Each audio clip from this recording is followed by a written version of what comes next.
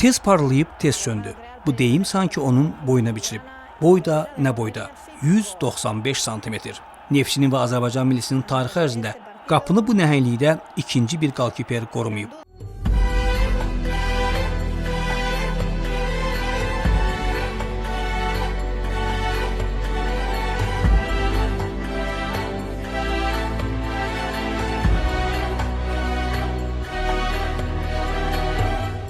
Orta yaşlı azarkeşlər sözsüz ki onu tanıdı, xatırladı. Yeni nəslə isə Aleksandr Jitkovu bu sujetdə tanıtmağa çalışacaq. O Neftçidə birdən-birə peyda oldu. Bizim futbolun yetirməsi deyildi. Bakıdan təxminən 1000 kilometr şimalda. Stavropol diyarının o vaxt Prikumsk, indi isə Budyonovsk adlanan şəhərində düz 60 il əvvəl 1965-ci ilin 16 martında dünyaya göz açıb. Orta təhsilini Rostovda idman təmayüllü internat məktəbində alıb. Sovetlər İttifaqı dövründə SSR xalqlarının Spartakiyadası adlı nəhəng bir yarış vardı. Kiçik olimpiyada da demək olardı. 250 milyonluq imperiyanın bacarıqlı, istedadlı idmançı gəncləri bu yarışda müxtəlif növlər üzrə mübarizə aparırdı. Bu yarış həm də peşəkar klublar üçün seçim meydanı idi. Saysız istedadlı gənc məhz bu Spartakiyadalarda böyük komandaların diqqətini çəkərək özünə karyera qururdu. Jitkovda da belə oldu. 1983-cü ilin Spartakiyadasında Rusiya Federasiyasının yığma komandasının 18 yaşlı qapıçısı Saşanın oyunu SSR-nin güclülər dəstəsində çıxış edən 4 klubun nümayəndələrinin diqqətini cəlb edir. 3 Moskva komandası, Spartak, CSKA, Torpedo, bir də Bakı Neftçisi. 18 yaşlı Jitkovun 3 Moskva klubunu qoyub cənuba, Xəzər sahilinə gəlməsi Neftçinin tarixində ən yaxşı icra edilən oyuncu transferlərindən sayılır. Jitkov o günləri belə xatırlayır. После игры подошли Адагизалов и Абдулаев. Final oyunundan sonra Neftçinin rəsmiləri Rauf Adgözalov və Abdullayev mənə yaxınlaşdı. Dedilər ki, qapıçımız Sergey Kramarenkonun yaşı çoxdur, perspektivli əvəzedici axtarır.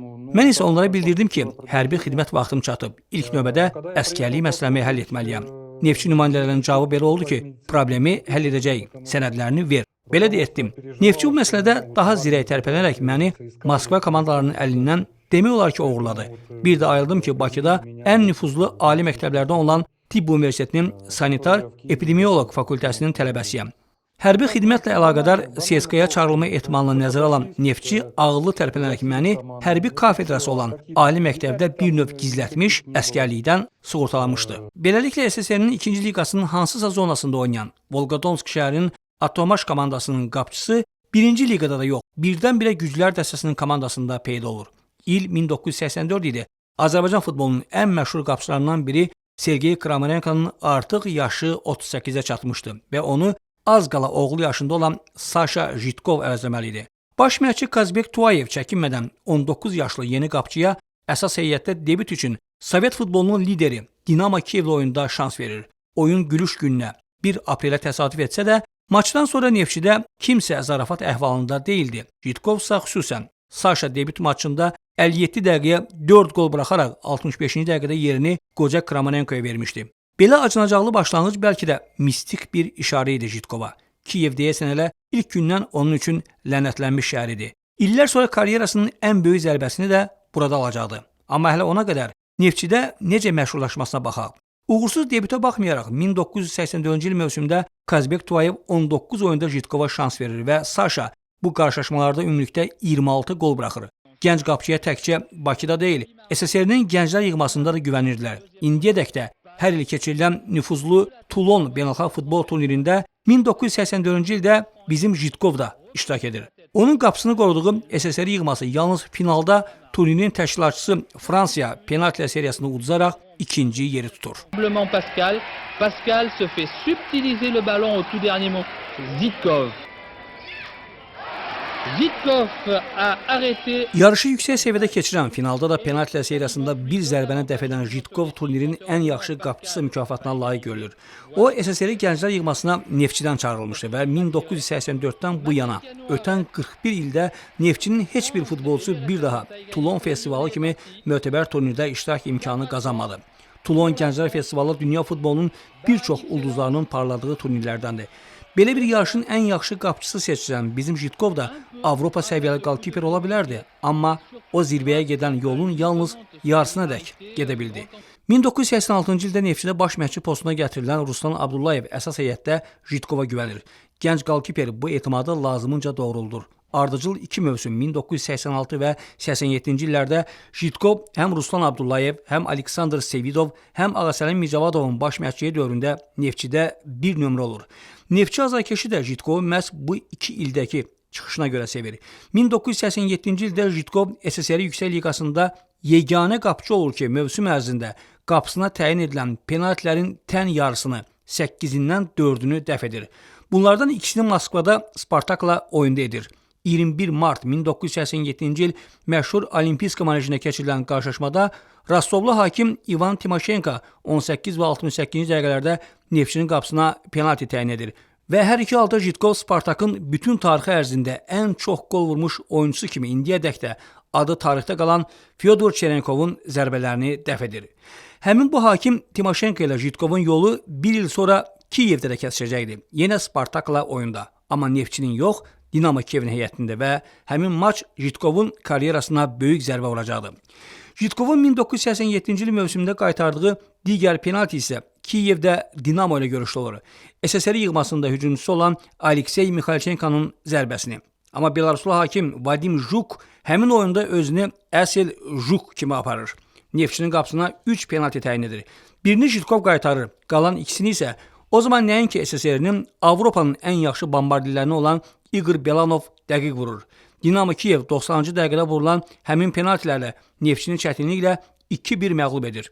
Bütün Azərbaycansa bir neçə gün Belaruslu hakimdə söyüşlərlə salamat yer qoymur. Jitkov artıq o dövrün oğlan uşaqları üçün əfsanəyə çevrilmişdi.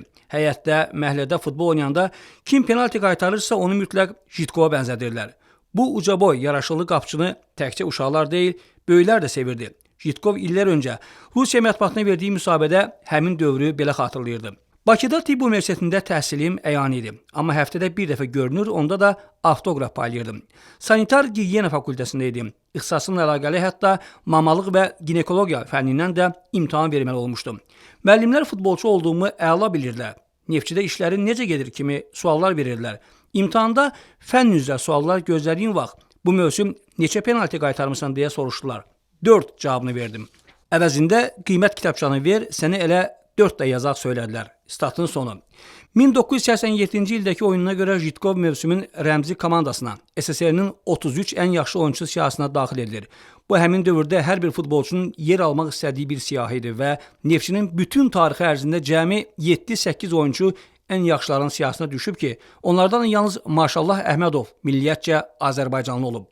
Jitkovun parlaq oyunu onu bütün SSR-də tanıdır. Hətta o zaman Sovet futbolunun xaç atası sayılan dünyaca məşhur Valeri Labanovskinin də diqqətini çəkir.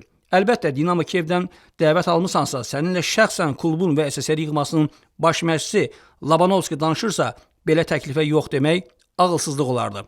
Ну, что касается Динамо Киева, Lobanovskiy меня stал привлекать. Baş məşqçi Lobanovskiy məni 3-cü qapıcı kimi SSR yığmasına cəlb etdi. Novogorskda məşqdən sonra məni kabinetinə çağırdı və dedi: "Yığma komandada oynamaq istəyirsən, Dinamo Kiyevə keç. Sən artıq Neftçidə oynayacaq səviyyəni aşmısan. Dinamo Kiyevlə isə Avropada oynayacaqsan." Əlbəttə, belə təklifdən kim imtina edər? Hətta rəqabət barədə belə düşünmədim də. Kiyevdə Viktor Chanov, yığmada isə Rinat Dasayev bir nömrə idi. Onlar heyətdəki yerlərini vermək fikrində deyildilər. Risk edib Dinamoya yollandım. Həmin vaxt yalnız Bakı Tibb İnstitutundan Kiyevə köçürülməyimi xahiş etdim. Lobanovski bu məsələni qısa zamanda həll etdi. Tibb diplomumu da elə Kiyevdə aldım. Ну, я как бы принял вызов.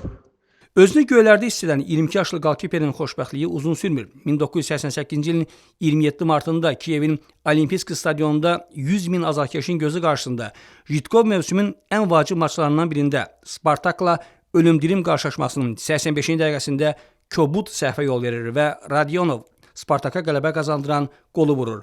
2-1. Lobanovski oyundan dərhal sonra kəskin ürək tutması diaqnozu ilə xəstəxanaya aparılır. Jitkov isə onun qəzəbinə tuş gəlir. Lobanovskinin qara siyahısına düşür. В Баку, может быть, где-то я ошибался, да, мне все-таки доверяли больше. Neftçidə səhv edəndə məni bağışlayırlar, növbəti şansı verirlər. Kiyevdə isə məni bağışlamadılar. O səhvə görə Lobanovski bir ilə yaxın məni nəinki əsas heyətə, heç əvəzedicilərin komandasına da yaxın buraxmadı. Sadəcə məşq etməklə günlərimi sayırdım. Neftçiyə qayıtmaq istəsəm də Lobanovski get məşq ilə hazırlaş deyib buraxmadı. Psixoloji olaraq sındım. Jitkov zirvəyə yüksəlmək üçün gəldiyi Kiyevdə sürətlə üzü aşağı enməyə başladı. Belə vəziyyətdə SSR yığma komandasını düşünmək belə mənasız idi. Jitkov 1988-91-ci illərdə 4 mövsümdə Dinamo Kiyevdə cəmi 22 oyun keçirir. Elə bu sayda da qol buraxır. Həmin illərdə Torpedo Moskvadan 4 dəfə təklif gəlsə də qapıcı Neftçiyə qayıtmaq istəyir, amma Lobanovski icazə vermir. 1990-cı ildə Lobanovski Birləşmiş Ərəb Əmirliklərinin yığması ilə müqavilə bağladıqdan sonra yeni baş məşqçi Puzaç Jitkova daha çox şans verir. Neftçinin keçmiş qapıçısı hətta UEFA Kuboklar Kuboku turnirində Barselonaya qarşı hər iki oyunda iştirak edir. Nou Campda Barsanın əfsanələrindən qapıcı Subisaretta, Bolqar Hristo Stoichkov, Danimarkalı Mikhail Laudrup, Hollandiyalı Ronald Koeman, İspanlar Amor və Salinas kimi ulduzlara qarşı oynayır. Kiyevdə 100 min azarkeşini izlədiyi maçı Barselona qazanır. 3-2. Nou Campda yenə 100 min azarkeşini izlədiyi qarşılaşma isə 1-1lik bərabərliklə bitir. Amma Jitkovun idman rejimini pozması, bir neçə dəfə məşqlərə gecikməsi 1991-ci ilin sonunda Dinamo Kiyevlə vidalaşmasına gətirib çıxarır. Kiyevdən ona qalan Bakıdan köçürüldüyü Tibb Universitetinin diplomunu alması olur. Peşəkar futbolun diplomunu isə görünür ki, ala bilmir. 1992-ci ildə müstəqil Ukraynanın ilk çempionatında Niva komandasında çıxış edir. 1993-də məşhur Avstriyalı məşqçi Hans Krankel'ın baş məşqçi olduğu Medling, indiki Admira Wacker klubuna keçir. Amma klub maliyyə çətinliyi ilə üzləşdiyindən cəmi 11 oyun keçirdikdən sonra Avstriya ilə vidalaşır. Mərkəzi Avropadan yaxın şərqə keçidi gözlənilməz olur. Karyerasında ən uzun müddətli klub da məhz İsrailin Holon şəhərinin Hapoel Safririm komandası olur. 1993-dən 99-a qədər. Karyerasının sonunda Rusiyaya qayıdan Jitkov 34 yaşında Anji ilə 3 illik müqavilə bağlayır. Karyerasını 38 yaşında Tom klubunda bitirir. Qapıcı məşqçi kimi Rusiyanın müxtəlif klublarında Oryol, Tom, Rostov, Anji, Volga Tver, Avangard, Kurskda çalışıb. Azərbaycanla isə onun yolu növbəti dəfə 1994-cü ildə kəsişir. AFFA yeni yaradılan milli komandamızda çıxış etməyi Jitkova təklif edəndə o düşünmədən razılaşır. Я просто благодарен республике и руководству. Mənim üçün çox şey etmiş Respublikaya və kluba minnətdaram. Ona görə Azərbaycana və dövlət rəhbərliyinə hörmət olaraq AFFA-dan milli komandada oynamaq təklifi alan kimi razılaşdım. Həm də beynəlxalq səviyyədə oynamaq başqadır. Bir var İsrail liqasında oynayırsan, bir də var Fransa, Rumıniya kimi komandalara qarşı. Təəssüf ki, nəticələrimiz ürək açıcı olmadı. Fərdi olaraq millidəki oyunçularımız pis deyildi, amma sürət, taktiki, texniki komponentlərdə rəqiblərimizdən geri qalırdıq. В многих компонентах мы проигрывали. Jitkovun milli oyunçularımız haqqında fikirləri özünə də aiddir. Azarkeşlər onu Neftçidən necə tanıyır sevmişlərsə, milliyə gəlişini də sevinclə qarşıladılar. Amma bu artıq 21-22 yaşındakı Jitkov deyildi. Çəkisi artmış, zərbələrə reaksiyası zəifləmişdi. Üstəlik intizamla bağlı problemi də qalırdı. Deyilənə görə, Neftçidəki keçmiş komanda yoldaşı Vaqif Sadıqovun millidə baş məşqçi olduğu dövrlərdə səhər məşqlərinin əksəriyyətinə Jitkov yatıb qalırdı. Məşqçilər isə belə görünür ki, şəxsi münasibətləri nəzərə alıb onun nazı ilə oynayırmış. Jitkov İsraildən əksər hallarda yalnız rəsmi oyunlara gəlirdi. Yoxlama oyunlarında isə klubunda qalırdı. 1994-98-ci illərdə seçmə mərhələdə 21 oyunda millimizin qapısını qoruyan Saşanın sonuncu matçı 1998-ci ilin 14 oktyabrında Liechtensteinə 1-2 hesablı məğlubiyyət olur. Artıq o vaxt yığmada Dmitri Kramonenko vardı və Jitkov yerini 1984-cü ildə Neftçidə əvəzlədiyi Sergey Kramonenkonun oğlu Dimaya təhvil verərək Azərbaycan yığması ilə vidalaşır. Talih bir də onu 25 ildən sonra Bakıya gətirir. Avangard Kurs klubundan ayrıldıqdan sonra işsiz olan Saşanı Neftçidəki keçmiş komanda yolaşı Nazim Süleymanov tapır. Onu yeni yaradılmış və baş məşqçi olduğu İrəvan klubuna qapıcı məşqçi kimi işləməyə dəvət edir. Təəssüf ki, Nazim Süleymanovun bu alicənab jesti, xeyirxah niyyəti İrəvan rəhbərliyinin yaratmazlığı üzündən başqa nəticə verir. Мечтал их вернуться и pоработать. Həmişə Azərbaycana qayıdıb milli komandada gənclər yığmasında qapıçılarla işləməyi, təcrübəmi bölüşməyi istəmişəm. Ona görə Nazim Süleymanov İrəvana çağıranda məmnuniyyətlə razılaşdım. Təəssüf ki, İrəvanda qeyri-ciddi rəhbərliklə rastlaşdım. Rəhbərlik deyirdi ki, sponsorlara ümid olub, amma sponsora ümid etməzdən əvvəl məşqçilər, futbolçular, işçilərlə müqavilə bağlamaq lazım idi. Müqavilələrin qiymətləri şişirdilmişdi. Onlar öz imkanlarını düzgün hesablamamışdılar. Они просто не рассчитали свои силы. Jitkova Bakıda işlədiyi 4 ayda 1 manat belə maaş verilmədi. İrəvan FK rəhbərliyindən AFFA-ya şikayət etsə də, klub fəaliyyətini dayandırdığından pulunu ala bilmədi. Bakıdan çıxanda da miqrasiya sənədlərində hansısa problem olduğu üçün 500 manat cərimə olunur. Həmin cəriməni də vaxtilə Neftçidə komanda yoldaşı olmuş, hazırda Qarabağın qapıçı məşqçisi işləyən Elxan Həsənov alicənablıq edərək gəlib yerində ödəyir. İrəvan FK rəhbərliyinə görə Bakı ilə bağlı son təəssüratları üzücü, ağrılı olsa da, Jitkov Azərbaycandan inciməyib. Для меня республика очень много сделала, поэтому... Azərbaycan mənim üçün çox şey edib, ona görə inciməyə haqqım yoxdur. Bakıda keçirdiyim 4 aya görə də peşiman deyiləm. Yaxşı isti hava vardı, dadlı ərzaq məhsulları, meyvələr, göyərti, nar və ilaxır. Cavanlığımı xatırladım. Heç bir inciliyim yoxdur. Çox kəskin vəziyyət yaranmışdı. Afərin Jitkov. Bəli, afərin Jitkov.